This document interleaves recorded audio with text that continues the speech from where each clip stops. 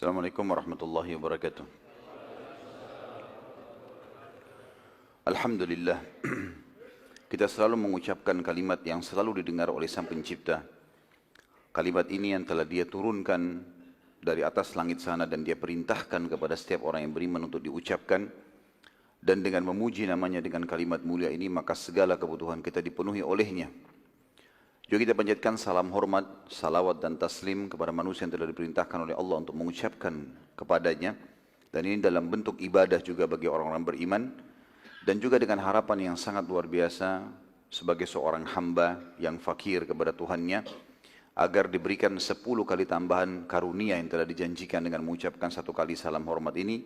Juga sebagai balas jasa kepada manusia terbaik, yang manusia yang paling pantas untuk dicintai, dihormati dan juga ditunduki syariat yang dibawa olehnya, manusia yang paling penyayang dan pemimpin anak Adam baik di dunia maupun di akhirat nantinya.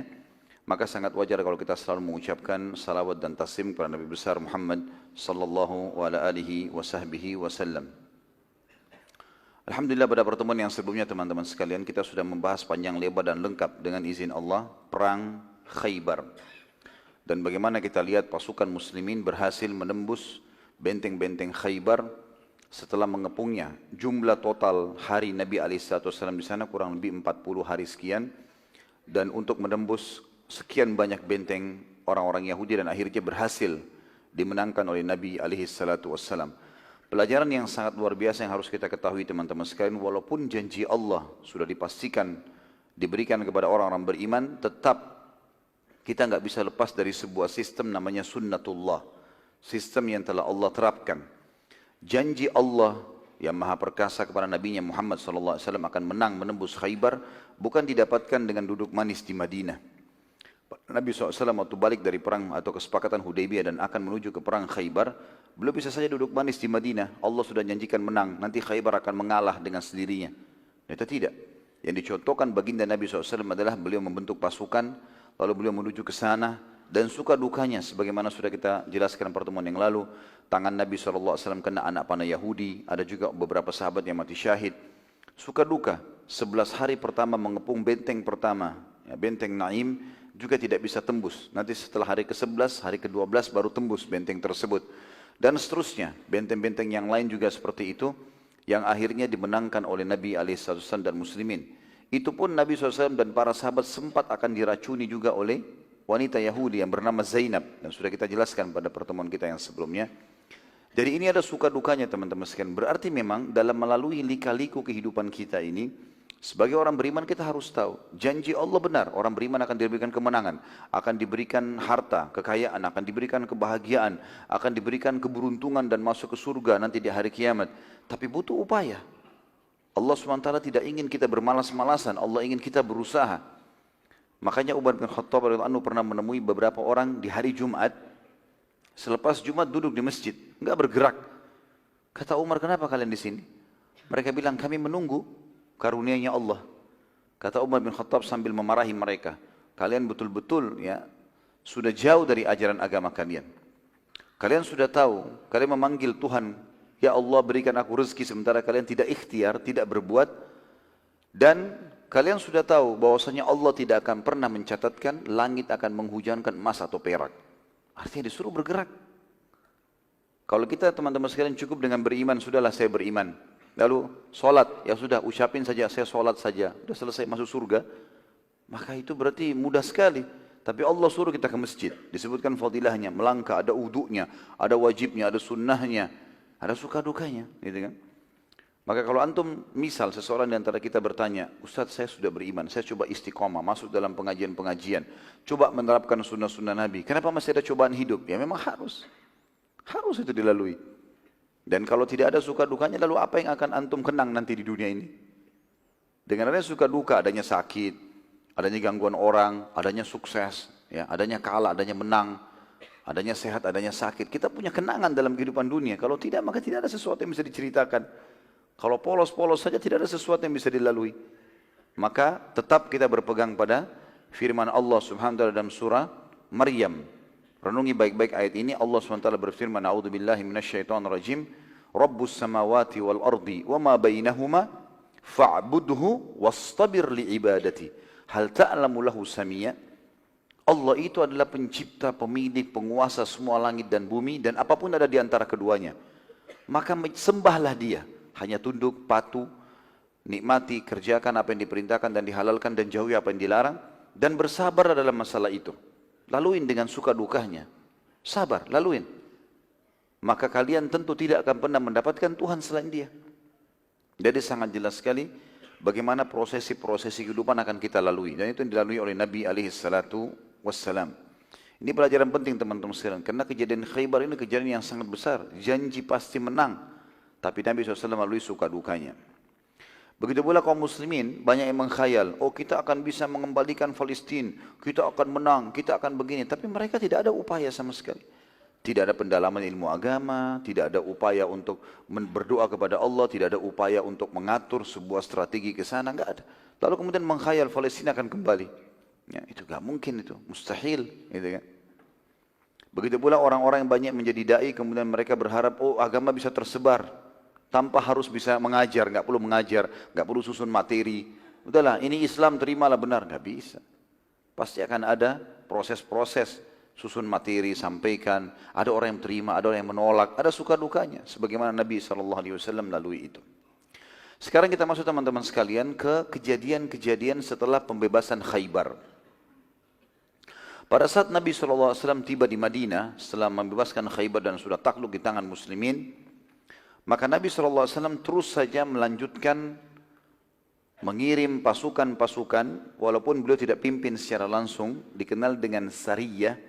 Dan Sariyah sudah pernah saya jelaskan, khilaf di antara ahli ulama, ahli sejarah, ada yang mengatakan 100 orang ke bawah, atau 3 sampai 100 orang dikatakan Sariyah, atau sampai 300 orang. Ini khilaf di antara mereka dan jumlahnya, tapi maksimal jumlah 300 orang dikatakan Sariyah. Artinya ini brigade-brigade atau pasukan-pasukan kecil yang Nabi SAW sering utus untuk menjalankan misi-misinya. Nah, ini salah satu strategi perang Nabi SAW. Beliau tidak selamanya bentuk pasukan besar, tapi ada orang-orang yang terampil lalu kemudian diutus untuk menyerang musuh-musuh. Kalau mereka sudah berhasil dengan 20 orang, 30 orang, ya sudah, untuk apa kirim pasukan besar. Dan sering kali nanti kita akan lihat bagaimana keberhasilan dicapai oleh pasukan-pasukan kecil ini. Nabi SAW kirim 28 orang, 40 orang, 50 orang, maksimal 300 orang. Tapi kebanyakan mereka berhasil mengalahkan suku-suku yang jumlahnya ribuan, lalu untuk apa kirim pasukan besar? Mereka sudah takluk, seperti itulah. Dan saya sudah jelaskan juga teman-teman sekalian pada pertemuan sebelumnya bagaimana perang Khaybar sebenarnya penyebab utamanya adalah karena Nabi SAW sedang menghukum semua yang datang ikut partisipasi di perang Ahzab.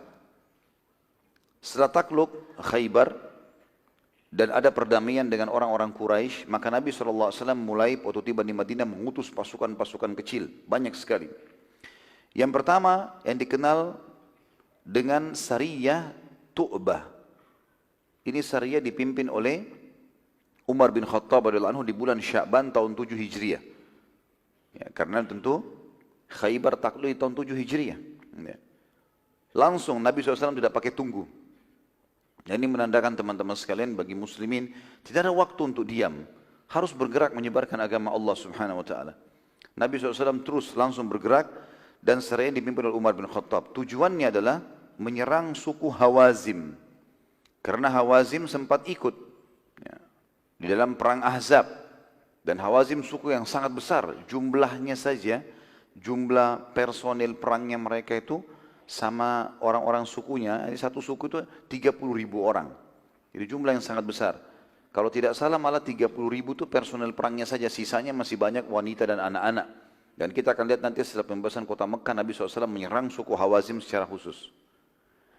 Waktu itu Umar bin Khattab datang dan pada saat Umar bin Khattab mendekati suku Hawazim di sekitar Mekah atau melewati Mekah sedikit mendekati kota Taif, ternyata suku Hawazim melarikan diri karena tahu kalau Umar bin Khattab datang. Namun saya secara pribadi belum menemukan jumlah berapa pasukan jumlahnya pasukan Umar bin Khattab ini. Yang jelas mereka tiba di pemukiman suku Hawazim dan mereka sudah pada bubar semuanya. Lalu Umar tinggal beberapa hari, lalu Umar bin Khattab pun balik ke Madinah karena sudah dianggap tugasnya selesai. Di tengah jalan, waktu pulang ke Madinah, Umar bin Khattab dan pasukannya melewati suku Khuthum. Suku ini teman-teman sekalian, Suku Khuthum ini salah satu suku juga yang ikut di perang Ahzab, tapi pasukannya kecil, tidak besar gitu. Pada saat itu ada seseorang dari sahabat yang berkata, wahai Umar, saya tahu suku Khuthum ini, dan kamu juga tahu, mereka terlibat dalam perang Ahzab. Sekarang kita mumpung pulang, Hawazim tidak ada. Bagaimana kalau kita mampir serang aja? Jumlahnya lebih kecil daripada Hawazim, jelas pasti kita menang. Maka jawaban Umar bin Khattab ini menjadi sebuah hukum syar'i. Kata Umar, tidak demi Allah, karena Rasulullah SAW hanya menyuruh aku ke Hawazim. Maka ini kembali lagi kepada teman-teman sekalian, wajibnya taat pada pemimpin. Dan kita lihat bagaimana para sahabat kokohnya dalam mematuhi kepemimpinan tersebut. Dan kita sudah jelaskan juga di perang Khaybar, ada satu sahabat yang dilarang oleh Nabi SAW maju menyerang waktu ada pasukan Yahudi menantang duel. Kemudian dia tetap ngotot, menunjukkan kalau dia mau melawan. Akhirnya dibunuh oleh 3 Yahudi melawan 1 Muslim, terbunuh. Lalu kata Nabi SAW, tidak akan masuk surga pembangkang. Saya sudah larang, jangan menyerang.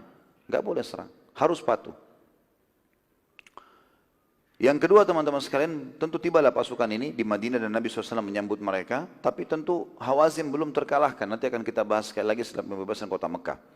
Yang kedua, Nabi SAW mengutus Sariyah Abu Bakar radhiyallahu anhu, dikenal dengan Sariyah ya, Abu Bakar. Dan kita lihat di sini teman-teman sekalian, Nabi SAW mengutus sahabat-sahabat intinya. Jadi bukan berarti sudah menjadi sahabat Nabi lalu tidak ditugaskan. Ini mertua Nabi dua-duanya, yang pada saat itu umurnya juga sudah mendekati umur Nabi SAW. Karena Abu Bakar sama Nabi SAW beda 2 tahun. Begitu juga dengan Umar, gitu kan? Jadi orang yang sudah berumur. Ya, pada saat itu Nabi SAW sudah berumur kurang lebih 60 tahun. Berarti Abu Bakar sudah umur 58 tahun. Dan dijadikan pemimpin perang. Umar bin Khattab di bulan Sya'ban yang sama begitu Sariyahnya Umar tiba, Abu Bakar diutus oleh Nabi SAW menuju ke suku Khuzara dan Kilab. Khuzara dan Kilab. Sariyah ini dipimpin oleh Abu Bakar, dan pada saat Abu Bakar datang menemui 2 suku tersebut, dan Abu Bakar berhasil mengalahkan mereka. Serta pulang membawa banyak ghanimah. Kemudian yang ketiga Sariyah Bashir bin Sa'ad radhiyallahu anhu. Bashir bin Sa'ad radhiyallahu anhu seorang sahabat dari Ansar. Beliau memimpin, ini disebutkan jumlahnya dalam buku-buku sirah 30 orang sariyahnya, menuju ke suku Murrah. Suku Murrah ini suku yang dipimpin oleh Al-Harith bin Auf. Kalau teman-teman masih ingat kita review pertemuan kita yang sebelumnya, yang perang Khaybar, sempat waktu Uyainah bin Husn, pemimpin Ghatafan yang diberikan julukan Nabi SAW si bodoh yang dipatuhi, ya. Dia sempat dinasihati oleh temannya, kepala suku Murrah, namanya Harith bin Auf. Jangan usah kamu ikut-ikutan, Muhammad sudah menang segala macam. Tapi dia enggak mau dengar. Nah, suku Murrah ini, Al-Harith bin Auf, walaupun dia sudah nasihatin Uyainah untuk tidak memerangi Nabi SAW, tapi dia juga ikut terlibat di perang Ahzab. Maka Nabi SAW mengutus Bashir ke sana. Dan pada saat itu, tiba di sana berhasil mengalahkan, ini di daerah Fadak ya. Di daerah Fadak. Dan Fadak ini teman-teman sekalian adalah wilayah yang sudah kita sebutkan dikuasai oleh orang-orang Yahudi. Ya, orang-orang Yahudi pada saat itu. Dan Fadak sudah takluk di tangan muslimin, waktu itu mereka membayar jizyah. Ternyata waktu itu suku Murrah sudah mendengar tentang kedatangan Bashir dan teman-temannya, dan diketahui jumlah mereka hanya 30 orang, maka terjadilah penyerangan tiba-tiba kepada 30 sahabat ini. 28 orang terbunuh mati syahid, dan pemimpinnya sendiri Bashir sempat melarikan diri ke benteng Yahudi yang terkenal dengan benteng Fadak. Dan orang-orang Yahudi karena ada kesepakatan dengan Nabi SAW membayar jizyah, maka akhirnya mereka menerima Bashir, dan Bashir berhasil selamat. Dengan ada juga 1 orang sahabat yang akhirnya selamat, ya, pergi ke Madinah dan melaporkan kejadian tersebut kepada Nabi SAW. Kejadian yang ketiga ini, sariyahnya Bashir sempat sedikit memicu bangsa-bangsa Arab yang khawatir diserang. Mereka punya tamak untuk menyerang Nabi SAW, tapi mereka masih belum berani melakukan itu. Nanti kita kembali ke masalah itu tentunya. Ada beberapa kasus setelahnya berhubungan dengan Bashir ini. Setelahnya ada Ghalib. Sariyah Ghalib. Ini yang keempat. Dikenal dengan Sariyah Ghalib bin Laith radhiyallahu anhu. Ini pada bulan Ramadan. Jadi tadi bulan Sya'ban, ketiga Sariyah sebelumnya. Ini yang keempat di bulan Ramadan. Di tahun 7 Hijriah, Nabi SAW mengutus kurang lebih 130 orang yang dipimpin Ghalib bin Laith ke suku Awal dan Tha'labah. Suku Awal dan Tha'labah ini juga dua suku yang ikut dalam perang Ahzab. Ghalib waktu itu sangat berhati-hati setelah kejadian terbunuhnya 20 orang sahabat Nabi yang dipimpin oleh Bashir di Fadak. Bagaimana mereka diserang tiba-tiba oleh suku Murrah. Maka Ghalib memerintahkan agar pasukannya yang 130 orang ini, mereka harus bergandengan tangan satu sama yang lain. Dan harus kenal siapa yang di sebelahnya ini.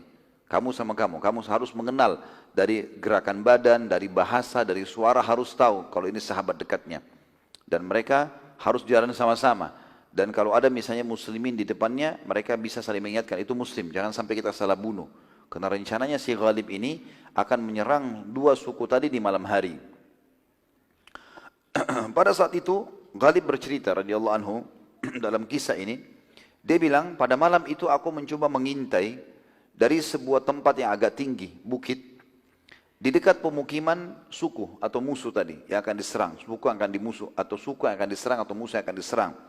Dan ternyata aku menemukan mereka memang sedang mempersiapkan untuk menyerang Madinah. Besoknya ini rencananya mereka akan menyerang Madinah dan pasukannya sudah siap semuanya. Dan aku terus saja mengintai mereka tanpa aku sadar aku sedang berada di sebuah bukit yang cukup tinggi. Dan itu adalah berdempetan dengan rumah salah satu penduduk suku tadi atau suku Awal. Pada saat itu aku sempat mendengarkan pembicaraan dari dalam rumah itu. Suami istri berbicara, kata si suaminya pada istrinya, sungguh semalam aku tidak melihat bayangan itu di bukit itu. Jadi rumahnya kelihatan dari jendela, bukit itu kayak ada bayangan hitam. Dia bilang, saya semalam tidak lihat bayangan itu. Ghalib berkata, aku pun berusaha untuk tidak bergerak, khawatir ketahuan, sementara kami akan menyerang malam itu. Maka si pemilik rumah itu berkata pada istrinya, ambillah busur dan anak panahku, aku ingin memastikan apakah itu manusia atau bukan. Lalu kata Ghalib, orang itu pun memanah ke arahku. Karena jarak yang tidak terlalu jauh, dan orang yang mahir memanah ini walaupun malam hari dia tahu sasarannya kena atau tidak, maka dia mengarahkan panah tersebut, kata Ghalib, itu kena ke lenganku dan sempat menyobek lengan kananku. Tapi aku berusaha untuk tidak bergerak walaupun darah terus menetes. Ya, sakit sekali karena mereka membuat anak-anak panah itu dibuatnya dari bahan-bahan yang sangat tajam, ya kadang-kadang ujungnya ditaruh racun dan seterusnya. Maka karena orang itu masih penasaran, dia berkata pada istrinya, demi Allah aku yakin panahkanku tidak meleset. Tapi biar aku pastikan lagi. Lalu dia memanahkan lagi satu anak panahnya dan kata Ghalib, kena pas di sebelah lukaku tadi. Maka menambah sobekan tersebut. Tapi aku berusaha untuk tidak bergerak. Ya. Dan dengan izin Allah, aku betul-betul dimudahkan oleh Allah untuk tidak merasakan sakitnya. Orang itu lalu berkata pada istrinya, demi Allah, kalau itu sesuatu yang bergerak, itu adalah sesuatu yang bernyawa, maka tidak akan mungkin dia bisa hidup. Anak panah tadi itu sudah mematikan pasti. Tapi ini tidak bergerak sama sekali. Maka gara-gara itu kedua suami istri tidur malam itu, lalu Ghalib pun kembali ke pasukannya lalu menyerang pada malam itu dan alhamdulillah berhasil. Ya, berhasil. Pada saat sudah berhasil teman-teman sekalian, maka Ghalib mengumpulkan pasukannya karena jumlah cuma 130 orang. Suku ini awal ini sangat besar, ribuan orang. Maka Ghalib mengatakan, ingat, kalau ada yang lari jangan dikejar. Biarkan saja. Cukup kita sudah menang dan mereka tahu muslimin sedang menyerang. Karena nanti khawatir ketahuan jumlahnya. Maka pada saat itu pun akhirnya salah satu sahabat yang masyhur, ya, namanya Usama bin Zaid radhiyallahu anhu, dia dan ayahnya dikenal dengan kekasih Nabi SAW. Kebetulan dia berjalan berdampingan dengan satu orang Ansar. Berpegangan tangan, kalau ada musuh baru mereka lepas tangan menyerang musuh. Rupanya Usama bin Zaid ini melihat waktu lagi ditawan musuh-musuh yang ada di depan mereka, ada satu musuh dari suku awal namanya Mirdas. Mirdas bin Nuhaik. Mirdas bin Nuhaik ini mencaci maki muslimin. Mencaci maki Islam, mencaci maki Nabi SAW. Sambil dia lari, dia caci maki lalu dia lari. Tadi perintah pemimpin, jangan kejar, udah biarin aja. Gitu kan. Tapi Usama nggak bisa tahan lihat orang ini. Terus saja dia menghina agama Islam, olok-olok, tapi tidak disebutkan itu jenis olok-olok yang jelas. Dikata ahli sejarah, dia mengolok-olok dan dia juga menghina Nabi SAW. Maka Usama bin Zaid, supaya dia tidak melanggar perintah pimpinannya, dia coba menjalankan kudanya pelan-pelan. Kalau orang itu tidak menjauh, akan diserang oleh Usama. Waktu Usama mendekat, orang ini mengolok-olok, kemudian Usama mendekat, dia lari. Usama jalan lagi, mendekat lagi, dia olok-olok lagi. Begitu Usama lebih dekat, dia lari lagi. Seperti itulah. Sampai akhirnya Usama tidak tahan, Usama pun turun dari kudanya, kemudian mengejar orang tersebut. Terjadilah duel antara Usama dengan orang ini. Dalam kisah yang masyhur, tentu antum sudah tahu kisah ini, tapi nama Mirdas mungkin tidak semua orang mengetahui kalau ini adalah kasusnya Mirdas bin Nuhaik.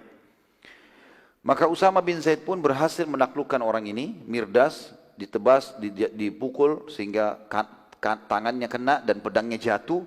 Lalu Mirdas waktu melihat Usama mengangkat pedangnya, dia mengatakan asyhadu an la ilaha illallah wa anna Muhammadar Rasulullah. Usama yang angkat pedangnya bingung, ini orang ditebas nggak nih? Tadi dia, kata Usama, sebelum dia ucapkan syahadat, dia berusaha menyerang saya. Kalau saya tidak berhasil membunuh dia sudah bunuh saya. Tapi Usama bimbang, beberapa detik, orang ini syahadat, dia juga diam. Setelah syahadat dia diam, tidak tahu harus ambil keputusan apa. Sahabatnya juga, Usama yang orang Ansar tidak tahu harus buat apa. Maka Usama ambil kesimpulan, bunuh saja. Ditebas sama Usama. Matilah orang itu. Karena orang ini padahal sudah bilang, asyhadu an la ilaha illallah wa anna Muhammad Rasulullah. Syahadat dia. Maka temannya Usama dari Ansar bilang, wahai Usama, kenapa kau bunuh dia? Bukankah dia sudah syahadat? Kata Usama, demi Allah dari tadi dia mencaci maki Allah, mencaci Islam, mencaci maki Islam, mencaci maki Nabi SAW. Dan kemudian saya serang dia, dia melawan. Kalau saya tidak membunuh, dia sudah membunuh saya nih. Gitu kan? Maka dia mengucapkan itu hanya takut lihat pedang saya saja. Kata orang ini, orang Ansar ini, sungguh saya tidak tahu permasalahanmu ini. Harus dilaporkan kepada Ghalib, pimpinannya. Mereka kata kepada Ghalib radhiyallahu anhu, wahai Ghalib, kejadiannya seperti ini. Kata si Ansar, Usama ini bunuh satu orang, Mirdas namanya, sempat syahadat. Bagaimana? Kata Ghalib, hai Usama, bagaimana kau bisa lakukan? Wahai Ghalib, dia jelas-jelas caci maki Islam, caci maki Nabi SAW. Lalu saya dekatin dan saya serang, dia melawan. Kalau saya tidak membunuhnya, mungkin dia sudah membunuhku. Maka dia ucapkan itu karena takut saja sama pedang. Ghalib karena bingung, sudahlah kalau gitu. Ya, kita tidak ambil keputusan, tunggu di Madinah. Pulanglah pasukan ini membawa kemenangan pada saat itu sampai bertemu dengan Nabi SAW. Lalu Ghalib menceritakan, ya Rasulullah ada kejadian begini. Bagaimana keputusannya ini? Ya, kan? Karena kalau Muslim bunuh Muslim ini ada hukumannya. Tidak boleh sembarangan gitu kan? Ada hukuman. Urusan kita teman-teman menghakimi secara zahir. Masalah dia munafik, dia bohong, dia pura-pura, itu urusan dia sama Allah. Dia syahadat berarti hukumnya kita tahu ini Muslim, gitu kan? Maka di sini kata Nabi SAW panggil Usama, dipanggil Usama, hai Usama, kenapa kamu? Ada apa nih? Ceritanya kenapa? Dia bilang ya Rasulullah, ada orang namanya Mirdas tadi, dia berusaha untuk mencaci maki Islam, mencaci maki Anda. Dan dia waktu saya dekatin, saya serang, dia melawan. Dan kalau bukan saya memukulnya, maka dia sudah memukulku, dia sudah membunuhku. Pada saat pedangnya jatuh dan dia tahu pedangku sudah aku angkat, ya Rasulullah akan menebas lehernya, dia mengatakan asyhadu an la ilaha illallah wa anna Muhammad Rasulullah. Lalu kenapa kau bunuh? Dia bilang ya Rasulullah, jelas-jelas dia mengucapkan karena takut lihat pedang saya. Kata Nabi SAW pada saat itu, apakah engkau telah membelah dadahnya sehingga engkau tahu bahwasanya ia jujur dan takut dari pedang? Usama masih menjawab mengatakan, wahai utusan Allah, ia benar-benar terlihat mengucapkan saat pedang sedang aku angkat ke arahnya, bukan syahadat sebelumnya. Waktu pedangnya jatuh, pedang sudah aku angkat dan semua orang duel pasti tahu masalah itu. Ini kalau musuhnya sudah jatuh pedangnya, maka kesempatan dia membunuhnya. Baru dia syahadat. Lalu Nabi SAW mengucapkan kalimat yang membuat Usama menyesal seumur hidup. Dan ini pelajaran buat kita semua teman-teman. Kata Nabi SAW, wahai Usama, engkau menghindar kemana dari kalimat la ilaha illallah pada hari kiamat? Wahai Usama, engkau menghindar kemana dari kalimat la ilaha illallah pada hari kiamat? Terus saja Nabi SAW, wahai Usama, engkau menghindar dari kalimat la ilaha illallah, bagaimana caranya kau menghindar dari hari kiamat hukumannya? Orang ucapkan la ilaha illallah lalu kamu bunuh, bagaimana kau bisa selamat?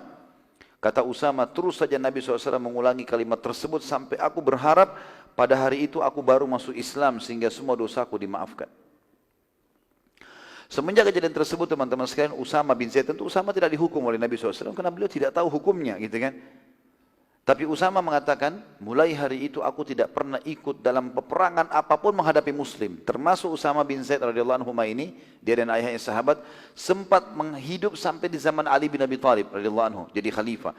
Dan waktu terjadi perang Jamal, perang Siffin, perang antara Ali dengan Aisyah radhiyallahu anhu ajma'in, dengan Muawiyah radhiyallahu anhu ajma'in ini, satu-satunya sahabat yang tidak ikut, di antara sahabat yang tidak ikut, bukan satunya, di antara sahabat yang tidak ikut adalah Usama bin Zaid. Waktu ditanya, kenapa anda tidak ikut? Kata dia, sungguh aku tahu kalau Ali dalam keadaan benar. Tapi aku tidak akan mengangkat lagi pedang terhadap Muslim setelah kejadian Mirdas. Sudah tidak ada lagi, susah. Mirdas aja kemungkinan masih pura-pura ucapin syahadat. Bagaimana kalau Muslim sama Muslim? Sama-sama takbir, sini angkat pisau, sana angkat pisau. Ini bahaya sekali. Makanya kata Nabi SAW, idal taqal muslimani bisayfihima fal qatil maqtul finnar, dalam hadis riwayat Muslim.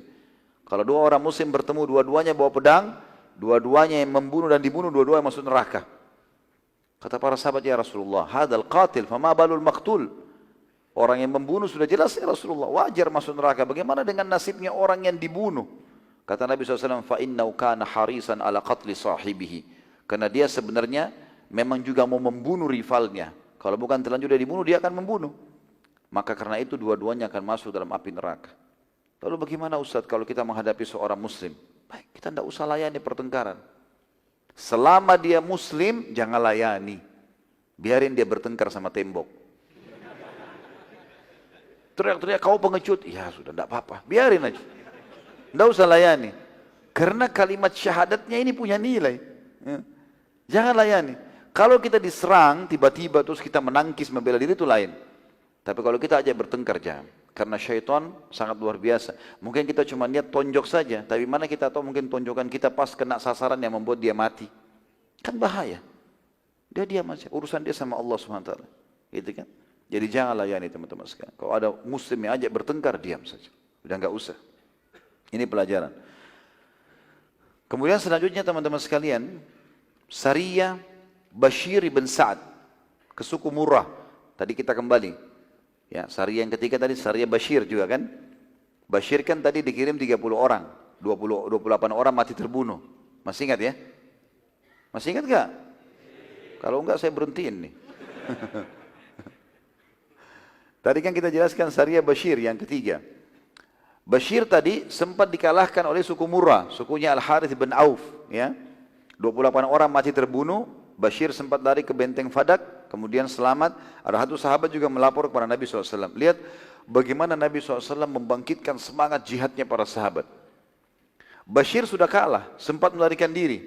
Nabi SAW suruh bentuk pasukan baru. Di bulan Syawal tahun 7 Hijriah, setelah Idul Fitri, Nabi SAW mengutus kembali Bashir ke suku yang sama, suku Murrah. Dan kali ini diutus bersamanya 300 personil perang. Bashir akhirnya berhasil mengalahkan suku Murrah dan menawan sebagian besar dari mereka serta mendapatkan banyak sekali harta rampasan perang. Termasuk yang sempat lari adalah kepala suku Murrah, Al-Harith bin Auf. Dia melarikan diri. Waktu dia melarikan diri teman-teman sekalian, dia sempat mendatangi Uyainah. Masih ingat Uyainah? Cuma 3 orang yang ingat. Uyainah bin Hasan tadi, kepala suku Ghatafan. Dia datang lagi kepada dia lalu berkata, wahai Uyainah, dia coba yakinkan, Muhammad ini sudah jelas-jelas kelihatan sekali dia akan menang dan dia akan menguasai Jazirah Arab. Daripada kita dikalahkan dan kita menjadi harta rampasan perang, lebih baik kita ikut jadi pengikutnya. Kita disuruh perang sana perang sini, oke saja, yang penting kita dapat ghanimah. Harta rampasan perang ada, itu kan. Mereka ini belum ada keimanan, bukan mau masuk Islam karena keimanan, tapi karena mau ikut-ikutan perang. Daripada dikalahkan lebih baik masuk Islam. Terus dia bilang sama Uyainah, hai Uyainah, baru bulan lalu, 2 bulan lalu, di bulan Sya'ban, saya sama suku saya membunuh 28 orang sahabatnya Muhammad dan dipimpin oleh Bashir. Sekarang Bashir datang membawa 300 orang dan berhasil mengalahkan sukuku. Maka bagaimana kalau seandainya kita tidak mengalah sekarang dan mungkin dia akan utus pasukan lebih besar lagi. Terus saja Al-Harith dari suku Murrah ini bin Auf meyakinkan Uyainah bin Hasan sampai Uyainah mengatakan, baiklah, apa saranmu? Kata dia, kita masuk Islam saja. Kita menuju ke Madinah masuk Islam. Waktu keduanya lagi menuju ke Madinah mau masuk Islam, dan ini dua-duanya sukunya besar.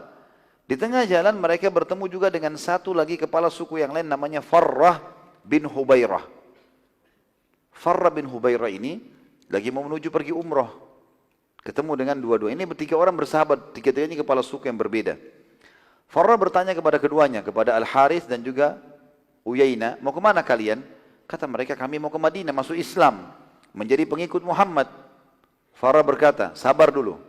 Aku akan menuju ke Mekah untuk umrah dan melihat keputusan Quraisy. Bila Quraisy bersiap-siap memerangi Madinah, maka tunggu sampai siapa yang menang. Yang menang kita dukung. Kita jadi pengikutnya. Karena mereka tujuannya bukan untuk masuk ikut akidah, cuma untuk mencari keamanan saja. Bila Muhammad yang menang, maka jadilah pengikutnya.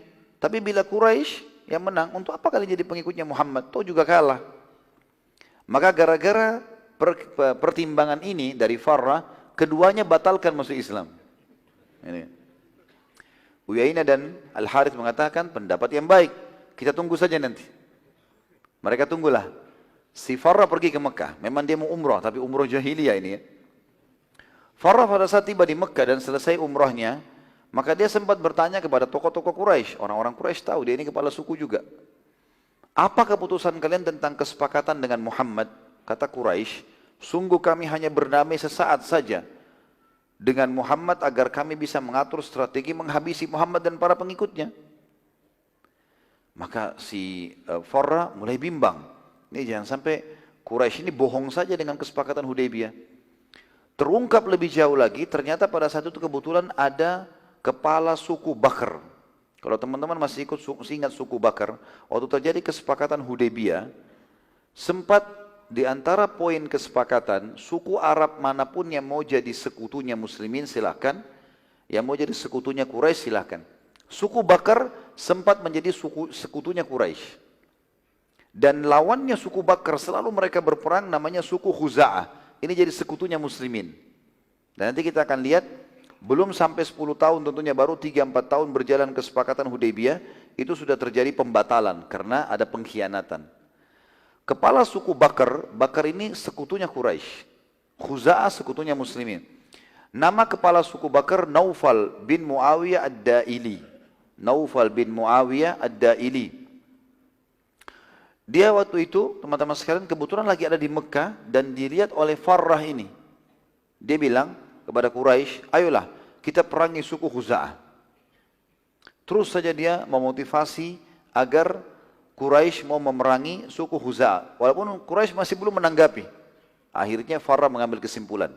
Kayaknya Quraisy ini hanya berbohong, dusta saja dan mengatur tipu daya dalam kesepakatan Hudaybiyah. Maka ia pun pulang lalu dia sampaikan kepada Uyainah dan Harith tentang cerita Mekah.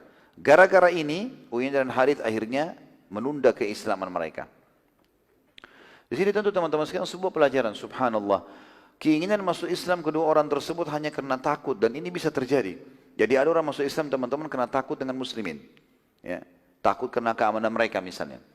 Ada orang masuk Islam mungkin karena ekonomi. Susah hidupnya, dibantu oleh muslimin. Ada orang masuk Islam karena pernikahan, karena suka sama orang muslim, lalu menikah. Ada orang mungkin masuk Islam hanya suka pakaiannya umat Islam. Ya, ada orang begitu, gitu kan? Beberapa wanita di Eropa dan di Amerika masuk Islam teman-teman sekalian karena lihat terkagum lihat wanita pakai jilbab, dan setelah dia pakai dia merasa aman, masuk Islam gara-gara itu.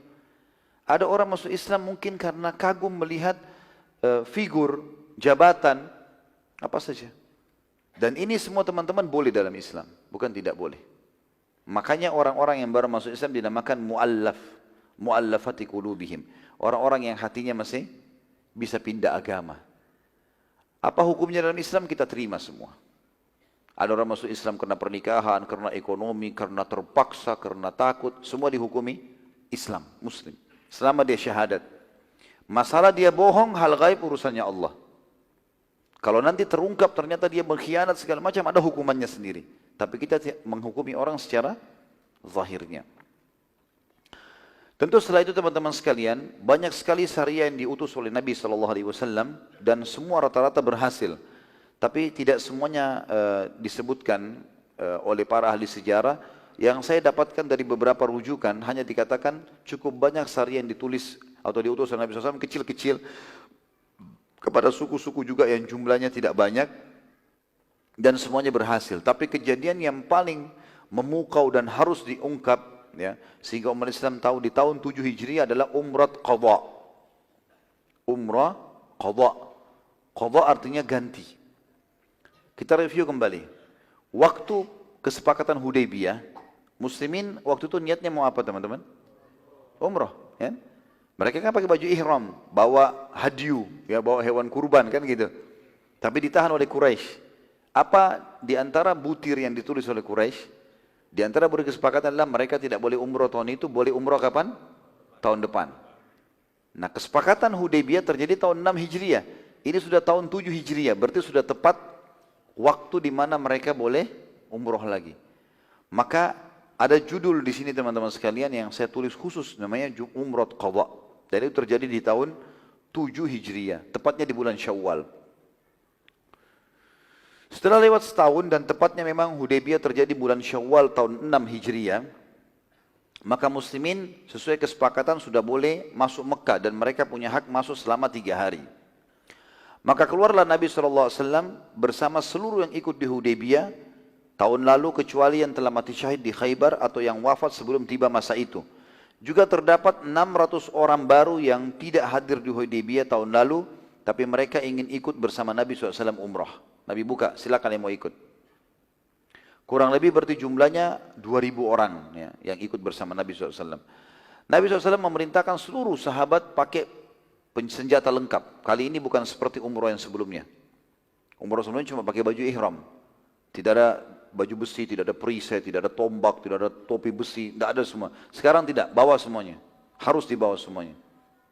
Nabi SAW waktu itu menyuruh membawa. Abu Bakar radhiyallahu anhu sempat bertanya kepada Nabi SAW, mengatakan, wahai utusan Allah, bukankah kesepakatan antara kita sama Quraisy masuk Mekah tanpa senjata dan tanpa perang? Nabi SAW mengatakan benar. Dan ini hanya saja berjaga-jaga atas pengkhianatan. Seluruh senjata akan kita letakkan di luar wilayah haram. Kita tidak akan masuk ke wilayah haram bawa senjata, tapi di luar haram kita taruh. Dan ini teman-teman sekalian mesti menjadi pelajaran setiap muslim. Muslim harus cerdas dan jeli, tidak boleh ditipu. Mereka harus bersiap siaga. Nabi SAW mengatakan al-mu'minu qisul fatin. Orang mukmin itu cerdas dan jeli. Tidak mungkin kita begitu saja mempercayai musuh, dan tetap harus berjaga-jaga dan berhati-hati. Ini pelajaran dari kehidupan Nabi SAW. Walaupun kita tidak melanggar kesepakatan. Saat muslimin tiba dan akan memasuki wilayah haram, Quraisy melihat muslimin bersenjata. Maka mereka bertanya kepada Nabi SAW, wahai Muhammad, bukankah kesepakatan antara kita masuk Mekah tanpa senjata dan perang? Lalu kenapa kau bawa senjata? Kata Nabi SAW, kami tetap dalam kesepakatan. Semua senjata akan kami letakkan di luar wilayah haram. Enggak ada yang masuk wilayah haram. Dan pada saat itu, Nabi SAW menunjukkan kepada Quraisy semuanya diletakkan di luar. Tetapi senjata ini diatur sedemikian rupa oleh Nabi SAW yang luar biasa. Setiap kuda ditaruh di atasnya tombak, pedang, perisai, baju besi yang seorang mujahid, seorang sahabat bisa langsung pakai, langsung naik, langsung perang. Jadi bukan cuma ditaruh begitu saja ditumpukin, ditaruh rapi. Sedemikian rupa. Dan yang jaga itu 200 orang sahabat. Semuanya pakai baju perang lengkap. Gitu kan. Supaya kalau terjadi pengkhianatan di Mekah nanti, ini kan 2000 orang yang masuk, berarti 1800 orang masuk, 200 jaga senjata. Ini kalau dibunuh masal di Mekah jadi masalah. 200 orang ini harus siap untuk membawa senjata masuk ke dalam. Pada saat itu pun Quraisy waktu melihat Nabi SAW tidak membawa senjata dan semua ditaruh di luar wilayah haram, dan juga di sekitar di situ Quraisy meletakkan pasukannya, menjaga juga yang 200 orang itu. Betul nggak senjata nggak dibawa?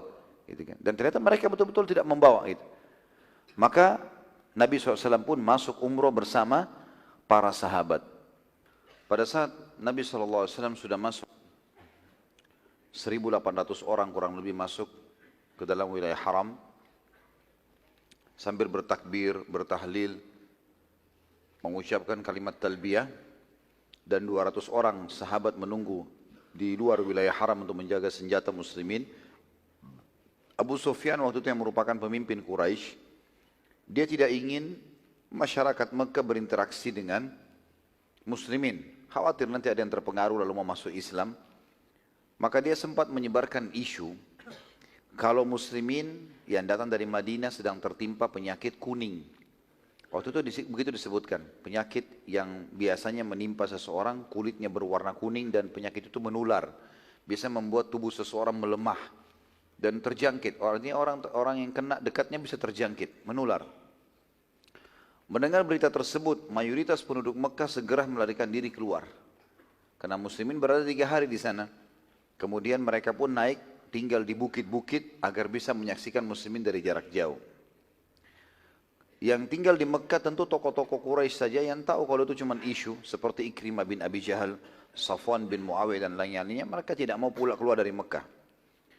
Muslimin pada saat masuk Mekah mereka kaget, tidak ada orang, sunyi. Cuma ada beberapa orang saja dari tokoh-tokoh Quraisy. Maka mereka pun lebih gembira, mereka bisa bertakbir, bertahlil, mereka bisa tawaf, bahkan menyelesaikan umrohnya dengan sangat mudah. Nabi SAW waktu itu sudah 7 tahun tidak memasuki kota Mekah dan beliau sangat gembira, demikian juga muslimin. Mereka terus bersyukur kepada Allah tentu yang maha mulia. Namun pada saat akan tawaf, Nabi SAW sempat mendengar isu tadi. Kalau Abu Sufyan menyebarkan berita itu, Abu Sufyan belum masuk Islam. Menyebarkan isu tidak benar bahwasanya muslimin kena penyakit kuning dan ini yang menyebabkan kenapa Mekah jadi kosong. Maka Nabi SAW mengucapkan sabdanya yang masyhur, Allah akan merahmati siapapun yang menunjukkan kekuatannya pada hari ini. Artinya ini perintah Nabi SAW untuk seluruh muslimin yang dianggap remeh oleh musuh untuk menunjukkan kekuatan mereka. Apapun yang mereka mampu, keterampilannya, kekuatannya, suaranya, gerakan tubuhnya, harus dia tunjukkan kepada orang-orang kafir bila mana memang mereka dasarnya mau memfitnah muslimin atau bahkan memang menantang muslimin seakan-akan muslim itu lemah. Nabi SAW lalu memperlihatkan kepada para sahabat apa yang mereka harus lakukan. Nabi SAW memperlihatkan lengan sebelah kanan beliau, melipat baju ihram dari bawah ketiaknya SAW sehingga lengan kanan semuanya kelihatan dan Nabi SAW memang memiliki tubuh yang sangat kekar, berotot. Kemudian beliau menyuruh sahabat semua melakukan itu. Maka semua sahabat pun melakukan, 1000 lebih orang semuanya pakai begitu. Tawaf secara bersamaan. Kemudian Nabi SAW menunjukkan berjalan atau berlari ramel. Ramel itu aslinya berlari kecil. Dan biasanya berlari kecil ini berlari di tempat tapi sedikit bergerak. Dan ini membutuhkan ekstra tenaga. Orang kalau berlari langsung kencang mungkin lebih sedikit tenaga yang dikeluarkan. Tapi kalau berlari di tempat dan sambil berjalan tetap bergerak ke depan, dengan padatnya orang membutuhkan ekstra energi. Dan ini harus orang yang sehat. Nabi SAW menunjukkan itu dan para sahabat juga melakukannya. Dan akhirnya ini menjadi sunnah. Disilakan dengan ramal. Di 7 putaran, sunnah orang yang sedang umroh atau haji atau yang sedang tawaf memakai baju ihram. Ini memperlihatkan lengan sebelah kanannya karena kejadian itu. Maka semua sahabat melakukan itu sambil membaca doa. Pada saat itu mereka sambil membaca talbiyah, para sahabat membaca, seluruh orang Quraisy di atas gunung melihat. Lalu mereka saling membisikkan satu sama yang lain. Demi Allah enggak mungkin orang sakit kuning begini gerakannya. Orang penyakit kuning itu lemah semua. Ini 1000 semuanya dengan suara yang keras, dengan postur tubuh yang berlari kecil di tempat, dengan memperlihatkan lengan mereka. Ini enggak mungkin. Maka akhirnya terhilangkanlah isu tersebut karena penglihatan mata mereka sendiri. Namun melihat kejadian tersebut tentunya, karena sudah terlanjur mereka keluar dari Mekah, dan mereka tidak mau masuk kecuali sudah 3 hari, maka seorang sahabat itu lagi tawaf, namanya Abdullah ibn Rawaha radhiyallahu anhu. Abdullah bin Rawaha ini salah satu sahabat yang nanti mati syahid tentunya ya, di perang Mu'tah. Beliau melantunkan syair waktu lagi tawaf. Dan syair ini semuanya berisikan tantangan perang. Beliau mengatakan kalimat masyhur, Khallu banil kuffara an sabili. Ya. Artinya biarkan saja orang-orang kafir menentukan jalan hidupnya. Inni syahidtu annahur rasulu. Ya. Karena sungguhnya aku sendiri telah bersaksi bahwasanya Muhammad ini benar-benar utusan Allah. Haqqan wa kullul khairi fi sabilih. Ini sebuah kebenaran dan semua kebaikan hanya ada di jalan ajarannya atau di jalannya. Maksudnya jalan Nabi Muhammad SAW. Nahnu qatalnakum ala ta'wilih. Dan kami pasti memerangi kalian hai Quraisy sesuai dengan instruksinya. Suruh perang, kami perang. Kama darabnakum ala tanzili, dan kami juga akan memenggal leher-leher kalian. Ya. Sesuai dengan tuntunan Al-Quran yang telah turun kepadanya. Darban yazilul hammu ammaqili, pukulan ya, atau tebasan yang akan menyebabkan kesedihan bagi yang tertimpa. Wa yarhalul khalilu an khalili, dan pasti pukulan itu akan memisahkan antara kekasih dengan kekasihnya. Dengan suara keras. Rupanya ada beberapa sahabat dengar syair ini, mereka tertarik dengan kalimatnya, mereka ulangi, jadi suaranya jadi besar. Umar bin Khattab radhiyallahu anhu pada saat itu, tentu ini teman-teman sekalian, syair-syair ini syair tantangan perang ini. Ya, kami menebas leher kalian dengan Al-Quran, kami memerangi kalian karena perintah Nabi kami sedang bersama kami. Begitulah maknanya. Beliau suruh kita perangi kalian, kami akan perangi kalian sekarang juga. Tantangan perang, lagi tawaf. Gitu. Umar bin Khattab sempat menegur waktu itu Abdullah bin Rawahah, "Hai Abdullah, apa yang kau ucapkan?" Waktu itu Umar menegur, kata ahli sejarah, ada dua sebabnya. Yang pertama, pada saat orang lagi tawaf tidak semestinya lantunan syair ya, yang diucapkan, tapi mestinya doa dan zikir. Umar mau tegur itu sebenarnya. Yang kedua, muslimin sedang tidak bersenjata, sekarang senjata lagi di luar. Jangan sengaja cari gara-gara.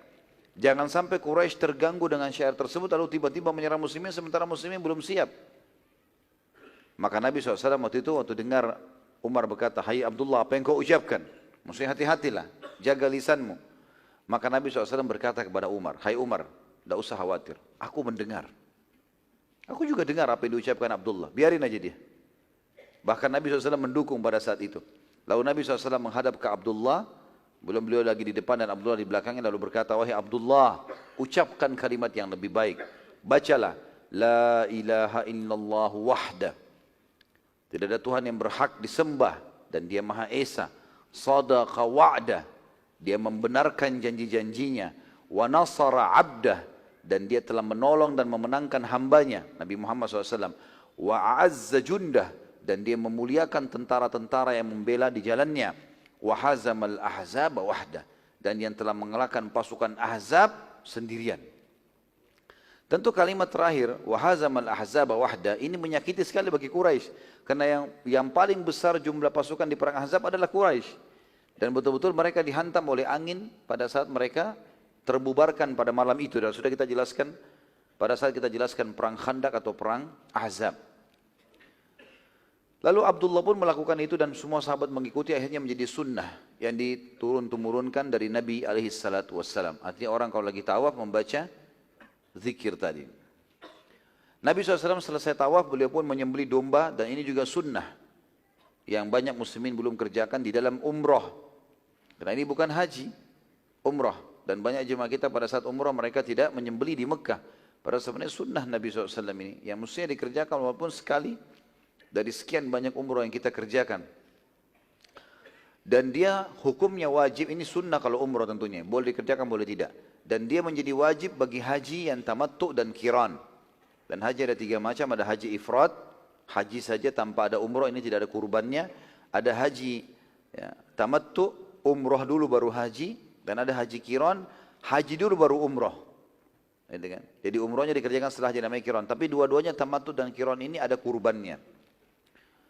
Nabi SAW lalu pada saat selesai berkurban, beliau menyembelih di sana, lalu beliau mengirim kepada Quraisy yang memegang kunci Ka'bah agar membukakan pintu Ka'bah untuk beliau. Dan memang selain muslimin, teman-teman sekalian, Ka'bah dulu selalu dibuka pintunya.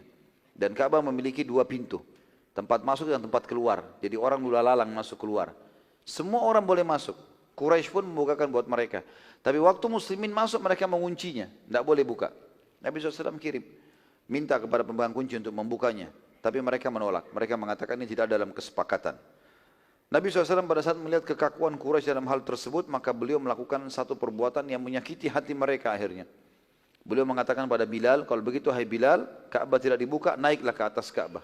Dan azanlah. Karena sekarang waktu sholat sudah tiba. Betul kebetulan tiba waktu sholat, tapi tidak disebutkan waktu sholatnya apa. Maka Bilal pun akhirnya naik dan azan di atas Ka'bah. Dan dua kali Bilal azan di atas Ka'bah, di Umrah Qada'in dan juga nanti pembebasan kota Mekah.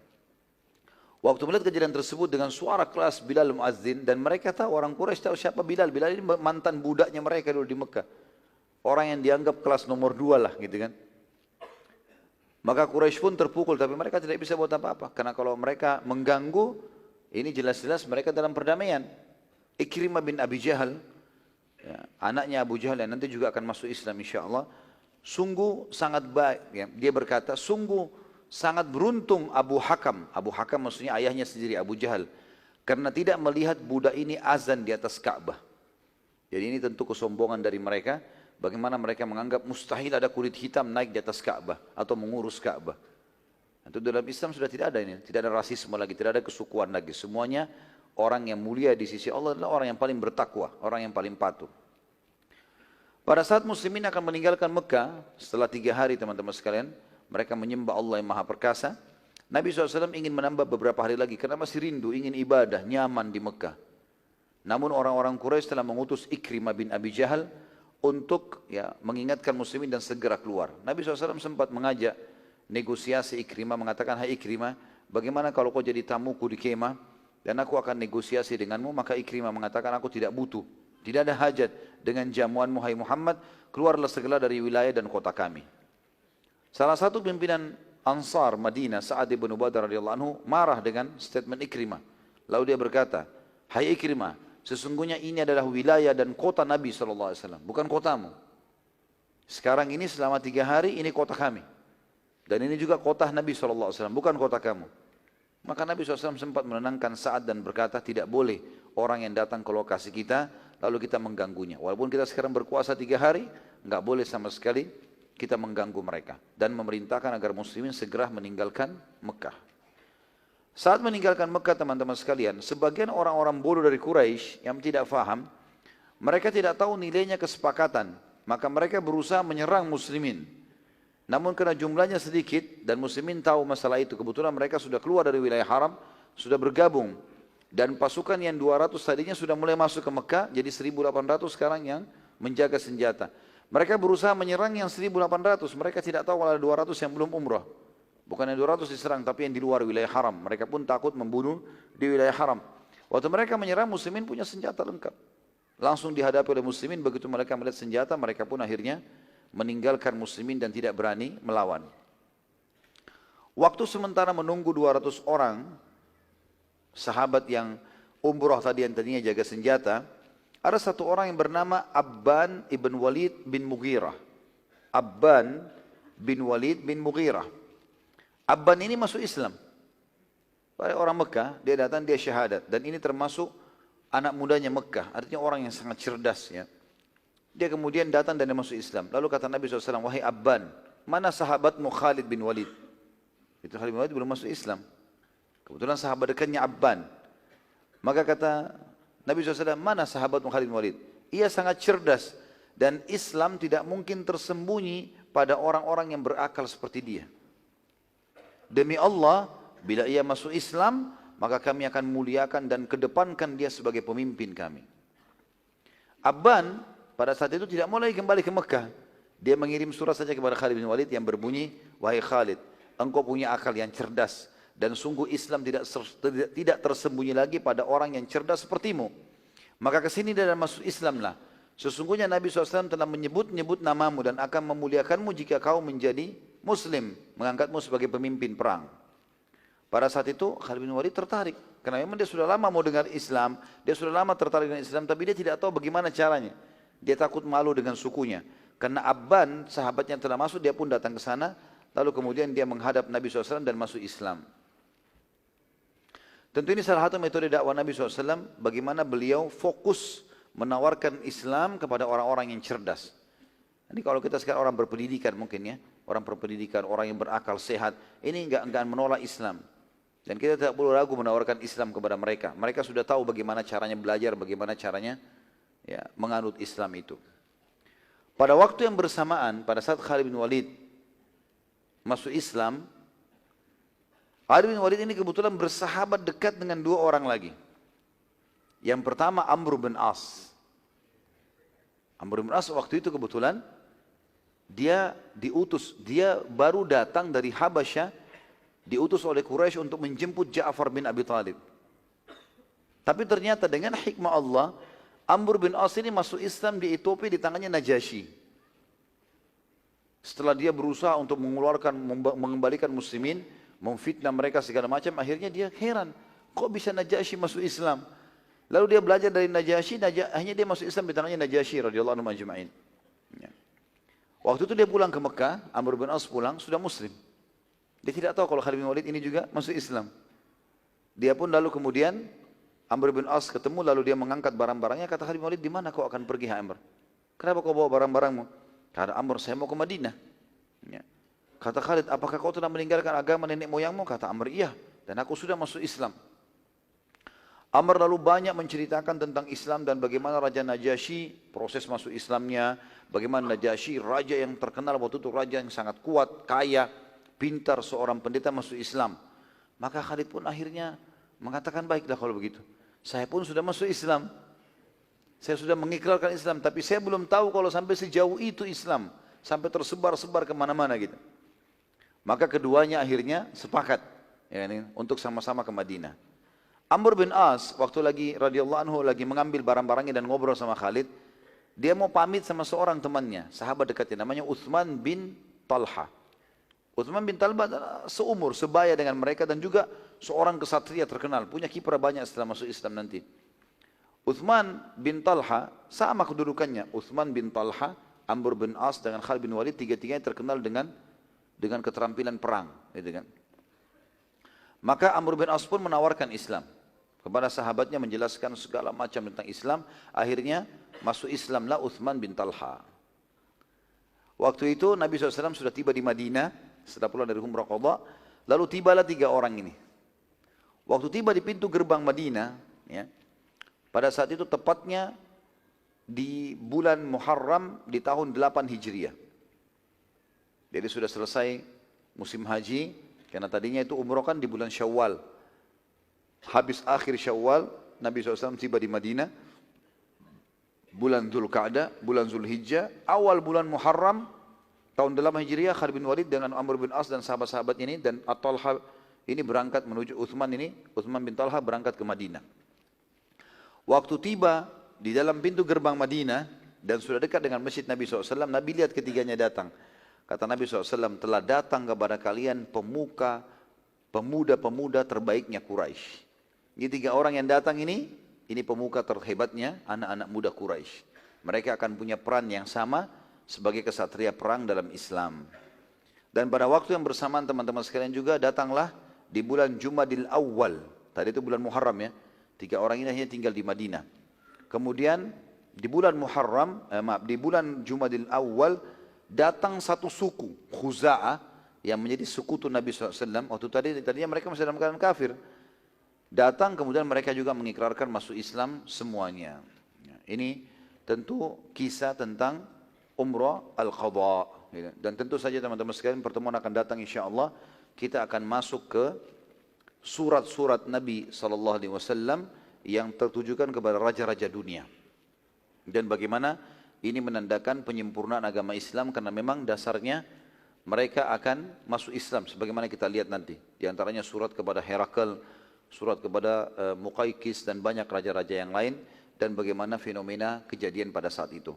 Dan kita tutup teman-teman sekalian dan pelajaran yang bisa kita ambil dari Umrah Al-Qadha. Yang pertama, kalau terjadi seorang muslim terlanjur pergi untuk umrah, kemudian ternyata ada halangan syar'i, terutama kalau terjadi peperangan ya. Tentu sekarang alhamdulillah tidak ada ini. Tapi kalau terjadi peperangan atau ada uzur, setelah dia lewat miqat, dia nggak bisa. Allahu alam apa itu, gempa kah, banjir kah, apa saja, dan tidak memungkinkan mereka masuk ke Mekah, maka hukum syar'inya adalah mereka bertahallul. Tahallul, kemudian mereka pulang ke negara masing-masing. Ini diambil dari Umrah Qadha. Karena begitu yang terjadi pada tahun sebelumnya di kesepakatan Hudaybiyah. Dan ternyata ini juga kata ulama hukum fikihnya, sunnahnya dia menggantinya di waktu kalau muslimin sudah merasa aman. Terbukti Nabi SAW umrah di waktu itu. Yang kedua, pentingnya muslimin untuk istiqamah dalam menerapkan agama mereka. dan mereka harus yakin dengan janji-janji Allah walaupun melalui proses-prosesnya. Walaupun melalui proses-prosesnya, artinya ada proses. Nabi SAW dipastikan akan menang, sebagaimana kita juga akan takluk nanti Mekah. Tetapi Nabi SAW melalui prosesnya, dan nikmati proses itu. Nikmati proses teman-teman sekalian, kita proses dalam istiqamah ini adalah butuh kesabaran, butuh ada proses, maka tetap istiqamah saja. Yang ketiga, perlunya kaum muslimin menunjukkan kekuatan di depan orang-orang non-muslim kalau memang terjadi perseteruan di antara mereka. Tentu tidak terjadi kalau negara lagi tidak ada apa-apa. Misalnya antara Indonesia sama negara satu non-muslim tidak ada masalah, maka tidak perlu kita tunjukkan itu. Tapi di saat ada permasalahan yang terjadi, misalnya terjadi memang peperangan, kemudian juga terjadi kesepakatan damai dulu beberapa saat. Di situ muslimin tidak boleh lengah. Mereka harus menunjukkan kekuatan. Terlebih lagi kalau keluar isu, oh umat Islam sekarang sudah lemah, makanya mereka damai. Di situ kita dianjurkan dalam pelajaran Umrah Qadha ini menunjukkan kekuatan muslimin. Bagaimana mereka menunjukkan kekuatan. Nabi SAW tunjukkan itu tadi waktu mereka jalan. Pelajaran yang keempat adalah bolehnya di atas Ka'bah digunakan untuk azan. Jadi ada sebagian orang menganggap tidak boleh Ka'bah dinaikin. Padahal sebenarnya bukan tidak menghormati. Dan memang tidak boleh sembarangan orang. Di zaman Nabi SAW tidak sembarangan orang naik. Nabi sendiri SAW tidak naik ke atas Ka'bah. Tapi waktu itu beliau menyuruh muadzin untuk naik ke atas. Bilal radhiyallahu anhu. Tentu ini juga tidak dianjurkan terjadi di zaman sekarang, kata ulama. Ini terjadi di zaman Nabi SAW karena sekarang sudah ada pengeras-pengeras suara. Tapi ini terjadi hukum pada saat itu. Terjadi hukum pada saat itu. Yang keempat teman-teman sekalian, sunnah. Ya, tentu ini kalau bisa seseorang muslim masuk ke dalam Ka'bah. Tapi sekarang memang tentu hanya dibukakan untuk tamu-tamu kerajaan. Karena memang muslimin terlalu banyak. Ya, dan dikhawatirkan nanti terjadi fitnah-fitnah yang tidak ketahuan ya, atau tidak diketahui. Karena Ka'bah sangat kecil, jumlah muslimin sekarang sudah miliaran jumlahnya. Ya, yang tawaf itu setiap hari sudah sekian ribu, ratusan ribu orang, bahkan jutaan orang gitu kan. Maka dikhawatirkan fitnah tentu ditutup. Tapi termasuk bagian dari sunnah Nabi SAW adalah masuk ke dalam Ka'bah. Yang saya tahu Allahu alam termasuk peserta para perlombaan hafaz Quran atau hafid Quran atau tahfidz Quran di Mekah yang biasa diadakan oleh Rabitan, juga tamu-tamunya diajak ke sana, gitu kan. Dan beberapa tamu-tamu kerajaan tentunya masuk ke sana. Ini termasuk sunnah. Dan di sini Nabi SAW tidak sempat masuk karena tidak diizinkan oleh Quraisy. Tapi kita lihat di pembebasan kota Mekah, beliau masuk ke dalam Ka'bah dan beliau sholat. Bagi teman-teman yang tidak bisa masuk ke dalam fisik yang ada pintunya, maka tentu masuk dalam Ka'bah Hijri Ismail. Ya, jadi kalau misalnya kita perumpamakan ini adalah Ka'bah, di sebelahnya ada lengkungan ya, warna putih marmer, ada 3 lampu, dikasih pintu warna hijau, itu adalah Hijri Ismail. Itu sebenarnya masuk dalam Ka'bah. Dan dibolehkan kita datang ke situ untuk sholat di dalamnya. Tentu sholat 2 rakaat niatnya tahiyat masjid. Ini termasuk sunnah Nabi alaihi assalatu wassalam. Sebagian ulama menambahkan manfaat, mengatakan kalau seseorang menderita penyakit, ini anjuran saja, maka dianjurkan untuk tidak terlalu banyak vakum kecuali tubuhnya sangat lemah. Karena anjuran Nabi SAW di sini untuk bergerak, gitu kan. Dan kita tahu memang agama kita ini agama bergerak. Haji, umroh, sholat, cari nafkah, jihad, agama bergerak. Kita kalau pergi haji teman-teman sekalian jalan, bergerak. Tawaf, sa'i, ya. Jalan antara Arafah, Muzdalifah, Mina, pergi ke Jumrah, gitu kan. Memang agama ini agama bergerak. Dianjurkan, bahkan ulama mengatakan pergi masjid jalan kaki lebih afdal daripada orang bertunggangan. Sampai begitu, jadi disuruh bergerak. Kita tahu ini agama yang bergerak. Maka di sini ada pepatah bahasa Arab yang berbunyi taharrak fa inna fi harakati barakah. Bergeraklah karena di setiap gerak-gerik itu ada berkah. Artinya dianjurkan untuk orang tidak vakum, bergerak. Mungkin kalau kita sekarang dengan olahraga dengan segala macam, ini termasuk hal yang dianjurkan. Selanjutnya adalah perlunya seorang muslim cerdas dan jeli dan tidak boleh tertipu oleh musuh. Sebagaimana Nabi SAW melakukan itu pada saat menyiapkan senjata-senjata perang walaupun tidak dipakai untuk menyerang musuh terlebih dahulu, tapi berjaga-jaga. Dan betul hampir saya terjadi pengkhianatan dari Quraisy. Pelajaran yang selanjutnya juga adalah bolehnya terjadi kesepakatan damai antara muslimin dengan orang-orang kafir kalau dilihat ada maslahat dan mudaratnya. Nabi SAW di perang Khaybar yang sebelumnya kita jelaskan, waktu melihat ada orang-orang Yahudi Fadak, wilayah Fadak, yang berusaha untuk menegosiasi dengan Nabi SAW, Nabi terima. Walaupun Nabi punya pasukan bisa menyerang. Tapi kalau mereka pertama menawarkan diri untuk damai, ya sudah kita damai. Karena kondisi damai teman-teman lebih memudahkan orang-orang kafir masuk Islam dibandingkan peperangan. Karena kalau dalam kondisi damai, kayak kita sekarang Masya Allah, negara-negara Islam banyak damai gitu kan, perdamaian dengan negara kafir, semuanya bisa lintas negara, kita masuk pakai paspor, pakai visa, masuk ke negara manapun bisa masuk gitu kan.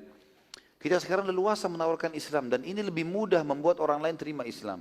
Kita bisa sebarin buku, kita bisa berdialog, bebas, nggak ada masalah. Maka ini teman-teman sekalian adalah hal yang lebih penting dibandingkan peperangan. Kalau peperangan, umumnya itu bisa membangkitkan semangat orang mempertahankan agamanya, walaupun dia dalam keadaan salah. Gitu kan. Maka di sini perdamaian sangat penting, didahulukan. Karena memang target Islam adalah perdamaian, bukan penyerangan. Dan kata Nabi SAW kepada Ali bin Abi Thalib waktu sudah tahu pasti akan menembus benteng Khaybar, hai Ali, ingatlah, engkau jalan dengan tenang, tawarkan Islam dulu. Kalau mereka nolak jizyah, kalau mereka tolak baru perang. Dan ketahuilah kalau ada satu orang saja dapat hidayah karena kau, karena dakwamu, itu lebih baik daripada unta betina merah. Artinya lebih baik kau menjadi penyebab orang dapat hidayah daripada kau perangi dia. Jangan kalian berharap musuh, kata Nabi SAW dalam juga di Khaybar waktu pertama tiba di benteng Khaybar. Jangan kalian berhadap bertemu musuh, kecilkan takbir kalian. Tapi kalau kalian ketemu kokohlah, gitu kan? Seperti itu. Jadi kalaupun kita pergi jihad bukan termasuk pengecut. Kita berharap tidak bertemu musuh, tapi musuh tiba-tiba mengalah, itu lebih baik. Tapi kalau bertemu dengan musuh kita kokohkan telapak kaki kita. Ini pelajaran-pelajaran teman-teman sekalian diambil dari ibadah ini atau perjalanan sirah ini dari tadi pagi kita bahas sampai malam ini tentunya. Dan yang terakhir teman-teman sekalian adanya keutamaan atau fadilah orang umroh. Dianjurkan orang umroh ya. Dan ini bolehnya juga seseorang umroh berulang-ulang kali sebagaimana disebutkan oleh para ahli sejarah atau para ulama tentang masalah umrohnya Nabi SAW. Walaupun ini adalah umroh qadha, tapi tetap beliau berarti seakan-akan melakukan umroh 2 kali, karena 2 kali tahallul. Cuma yang pertama tertahan oleh musuh, lalu kemudian beliau umroh lagi setelahnya. Dan sesuai dengan sabda Nabi SAW juga, antara umroh dengan umroh, pengampunan dosa di antara keduanya kalau dijauhi dosa-dosa besar. Artinya dianjurkan seseorang untuk sering mengulanginya. Juga sabda Nabi SAW, umroh dan haji yang dikerjakan secara berkesinambungan, rutin, akan menghilangkan kesusahan hidup dan kemiskinan sebagaimana api menghilangkan karat dari besi. Allahu a'lam.